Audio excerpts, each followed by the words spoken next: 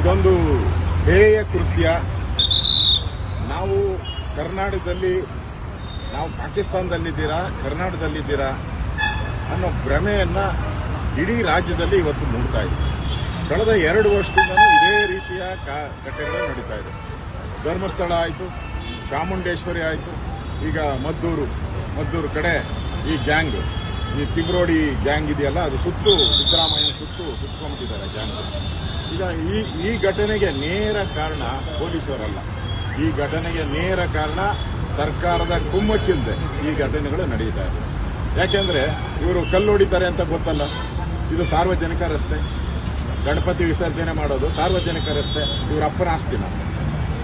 ನಾವು ಟ್ಯಾಕ್ಸ್ ಕೊಟ್ಟಿರೋದು, ಕರ್ನಾಟಕದ ಜನ, ನಾವು ಟ್ಯಾಕ್ಸ್ ಪೇಯರ್ಸ್, ನಮ್ಮ ರಸ್ತೆ ಅದು.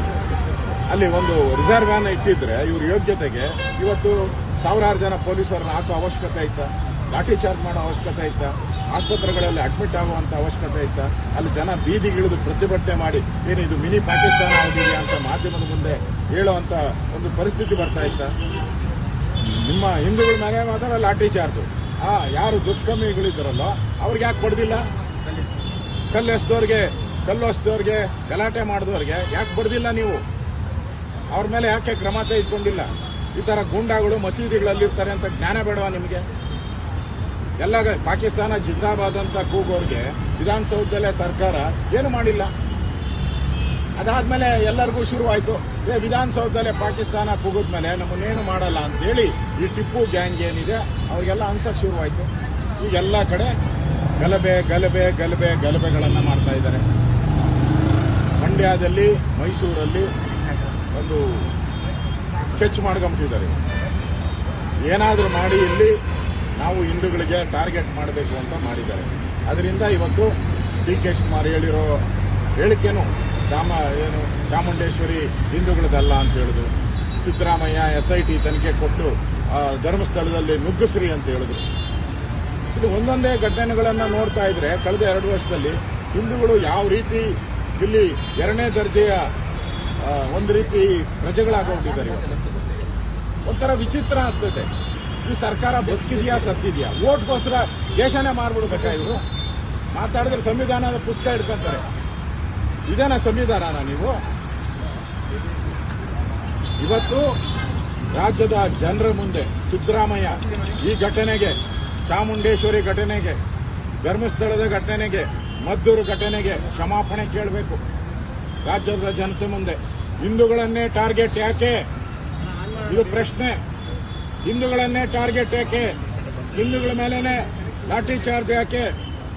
ಹಿಂದೂಗಳನ್ನೇ ಪೊಲೀಸ್ ಸ್ಟೇಷನ್ ಯಾಕೆ?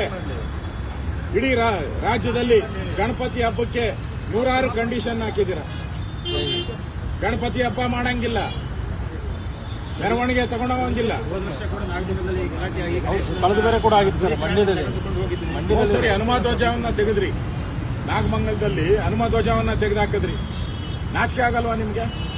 ಅದೇ ನಾಗಮಂಗಲದಲ್ಲಿ ಗಣಪತಿನ ತಗೊಂಡೋಗಿ ಪೊಲೀಸ್ ಸ್ಟೇಷನ್ ಕೂತಿಸ್ತೀರಿ. ನಾಚಿಕೆ ಆಗಲ್ವಾ ನಿಮ್ಗೆ? ಕೇಳಿದ್ರೆ ಹಿಂದೂಗಳು ಗಲಾಟೆ ಮಾಡ್ತಾರಂತೆ. ಹಿಂದೂಗಳು ಗಲಾಟೆ. ನಾನು ಹೇಳ್ತಾ ಇದ್ದೀನಿ, ನಾವು ಹಿಂದೂಗಳು ಒಗ್ಗಟ್ಟಾಗಿಲ್ಲ ಅಂದ್ರೆ ಇನ್ನು ಮುಂದೆ ಇದೇ ಗತಿ. ಬರ್ದು ಮಾಡ್ಕೊಳ್ಳಿ. ನಾನು ರಾಜ್ಯದ ಜನತೆಗೆ ಹೇಳ್ತಾ ಇದ್ದೀನಿ, ಓಟ್ಗೋಸ್ಕರ ಏನ್ ಬೇಕಾದ್ರೂ ಸಿದ್ದರಾಮಯ್ಯ ಮಾಡ್ತಾರೆ. ಅಧಿಕಾರ ಉಳಿಸ್ಕೊಳಕ್ಕೋಸ್ಕರ ಏನ್ ಬೇಕಾದ್ರೂ ಮಾಡ್ತಾರೆ. ಆದ್ರೆ ಇವತ್ತು ಎಚ್ಚರಿಕೆ ನೋಡಿ. ಒಂದಲ್ಲ, ಧರ್ಮಸ್ಥಳ, ಚಾಮುಂಡೇಶ್ವರಿ ಆಯಿತು, ನಾಗಮಂಗಲ ಆಯಿತು, ಈಗ ಮದ್ದೂರಿಗೆ ಬಂದಿದೆ. ನಿಮ್ಮ ಮನೆ ಬಾಗಿಲಿಗೆ ಬರ್ತೈತೆ. ನಿಮ್ಮ ಮನೆ ಹತ್ರ ಬಂದು ಗಲಾಟೆ ಮಾಡ್ತಾರೆ, ನಿಮ್ಮ ಮನೆಯಲ್ಲಿ ಬಂದು ಹೊಡಿತಾರೆ. ಎಚ್ಚರಿಕೆಯಿಂದ ಇರಿ. ಇಲ್ಲ ಅಂದ್ರೆ ಆ ಮಹಿಳೆಯರು ಹೇಳಿರೋ ರೀತಿ ಪಾಕಿಸ್ತಾನಗಳನ್ನ ಉತ್ಪತ್ತಿ ಮಾಡ್ತಾರೆ, ಟಿಪ್ಪು ಏರಿಯಾಗಳನ್ನ ಉತ್ಪತ್ತಿ ಮಾಡ್ತಾರೆ. ಸರಿ, ಘಟನೆ ಆದ್ರೂ ಕೂಡ ಆ ಭಾಗದ ಶಾಸಕರು ಇನ್ನೂ ಕೂಡ ಹೋಗಲಿಲ್ಲ ಸ್ಥಳಕ್ಕೆ. ಎಲ್ಲಿದ್ದಾರೆ ಅನ್ನೋದು ಗೊತ್ತಿಲ್ಲ. ನೋಡಿ, ಕಾಂಗ್ರೆಸ್ ಅವರು ಪೂರ್ತಿ ಅವ್ರ ಬೆಂಬಲವಾಗಿ ನಿಂತಿದ್ದಾರೆ. ಅವ್ರಿಗೆ ಓಟ್ ಅಷ್ಟೇ. ಅವ್ರು ಓಟ್ ಹಾಕ್ತಾರೆ, ಅವ್ರಿಗೆ ಬೆಂಬಲ. ಹಿಂದೂಗಳಲ್ಲಿ ಒಗ್ಗಟ್ಟಿಲ್ಲ. ಅದಕ್ಕೋಸ್ಕರ ಜಾತಿಗಳನ್ನ ಬೆಂಕಿ ಇಡ್ತಾರೆ. ನೋಡಿದಿರಲ್ಲ, ಸಿದ್ದರಾಮಯ್ಯ ವೀರಶೈವ ಲಿಂಗಾಯತ ಅಂತ ಬೆಂಕಿ ಇಟ್ರು, ಜಾತಿಗಳು ಬೆಂಕಿ ಇಟ್ರು. ಬೆಂಕಿ ಇಡೋದೇ ಕಾಂಗ್ರೆಸ್ ಅವರ. 2 ದಿನಗಳ ಹಿಂದೆ ಅದೇ ಜಾಗದಲ್ಲಿ ಯಾವುದೇ ರೀತಿ ಘಟನೆಗಳಾಗಲಿಲ್ಲ. ಹಿಂದೂಗಳು ಸರ್ಕಾರ ಮಾಡಿದ್ದಾರೆ. ಆದರೆ ಗಣೇಶ ವಿಸರ್ಜನೆ ವೇಳೆ ನಿನ್ನೆ ಕಲ್ಲು ತೂರಾಟ ಮಾಡಿದ್ರು. ಶಿಲೋಡ ಕಲ್ಲುಗಳನ್ನು ತಾವು ಗಮನಿಸಿರ್ಬೋದು ಅಂತ ಅನ್ಕೋತೀವಿ. ಪದೇ ಪದೇ ಮಂಡ್ಯ ಇರ್ಬೋದು, ಹಳೆಮೈಸೂರು ಭಾಗದ ಪ್ರಮುಖ ಜಿಲ್ಲೆಗಳಲ್ಲಿ ಈ ರೀತಿ ಘಟನೆ ಆಗೋದಕ್ಕೆ ಕಾರಣ ಏನು? ನೋಡಿ, ಹಿಂದೂಗಳು ಸಹಿಷ್ಣುವರು, ಅವ್ರ ಮೆರವಣಿಗೆ ಮಾಡಿದ್ರೆ ಯಾರು ಏನು ಮಾಡಲ್ಲ. ಆದರೆ ಹಿಂದೂಗಳು ಮೆರವಣಿಗೆ ಮಾಡಿದ್ರೆ ಗಲಾಟೆಗಳಾಗುತ್ತೆ. ಯಾಕೆ ಅಂತ ಹೇಳಿದ್ರೆ ಇದು ಕಾಂಗ್ರೆಸ್ಸಿನ ಸರ್ಕಾರ ಇದೆ. ಯಾರೋ ಹೇಳಿದಾರಲ್ಲ, ಗುಲ್ಬರ್ಗಾದಲ್ಲಿ ಒಬ್ಬ ಹೇಳಿದ್ದಾರೆ, ಬೀದರಲ್ಲಿ ನಮ್ಮ ಮಂತ್ರಿ ಒಬ್ಬ ಹೇಳಿದ್ದಾರೆ, ನೀವು ಗೆದ್ದಿರೋದೇ ಕಾಂಗ್ರೆಸ್ ಅವರೆಲ್ಲ ಗೆದ್ದಿರೋದೇ ಮುಸಲ್ಮಾನರಿಂದ, ಅವರ ಅಡಿಯಾಳ ಆಗಿರಬೇಕು ಅನ್ನೋ ಭಾವನೆಯಿಂದ ಹೇಳಿದ್ದಾರೆ ಅವ್ರ ಮಾತುಗಳು.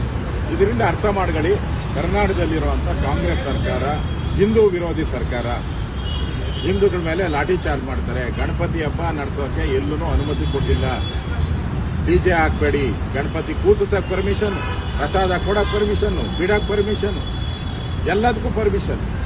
ಬೇರೆ ಧರ್ಮದವ್ರಿಗಾದ್ರೆ ಯಾವ ಪರ್ಮಿಷನ್ ಇಲ್ಲ. ನೋಡಿ, ಹೆಚ್ಚಾಗಿ ಇವತ್ತು ಆಗಿರುವಂಥದ್ದು ಮಹಿಳಾ ಕಾರ್ಯಕರ್ತರ ಮೇಲೆ ಹೆಚ್ಚಾಗಿ ಇವತ್ತು ಮಹಿಳಾ ಕಾರ್ಯಕರ್ತರನ್ನೇ ಹಲ್ಲೆ ಮಾಡಿರ್ತಕ್ಕಂಥದ್ದು, ಹೊಡೆದಿರೋ ಅಂಥದ್ದು ಎಲ್ಲ ಮಹಿಳಾ ಕಾರ್ಯಕರ್ತರು, ಮಹಿಳೆಯರು ಎಲ್ಲ. ಯಾರು ಗಣಪತಿ ಹಬ್ಬವನ್ನು ಮಾಡ್ತಾ ಇದ್ರು ಆ ಮಹಿಳೆಯರಿಗೆ ಹೊಡೆದಿರೋದು. ನಾನು ಹೇಳ್ತಾ ಇದ್ದೀನಿ, ಮುಂದೂ ಅಷ್ಟಿದ್ದ ಈ ವರ್ಷನೇ ಗಣಪತಿ ಮಾಡೋಕ್ಕೆ ಇಷ್ಟೆಲ್ಲ ಗಲಾಟೆ ಮಾಡ್ತಾ ಇದ್ದಾರೆ. ಮುಂದಿನ ವರ್ಷ ನನಗನ್ಸುತ್ತೆ ಸಿದ್ದರಾಮಯ್ಯ ಗಣಪತಿನೇ ಬ್ಯಾನ್ ಮಾಡಿಬಿಡ್ತಾರೆ. ನೋಡಿಬೇಕಾದ್ರೆ ಏನಾನ ಕಾನೂನು ತಂದು ಗಣಪತಿ ಹಬ್ಬನೇ ಬ್ಯಾನ್ ಮಾಡ್ತಾರೆ ಅಂತ ಸಿದ್ದರಾಮಯ್ಯ ನಂಬೇಡಿ.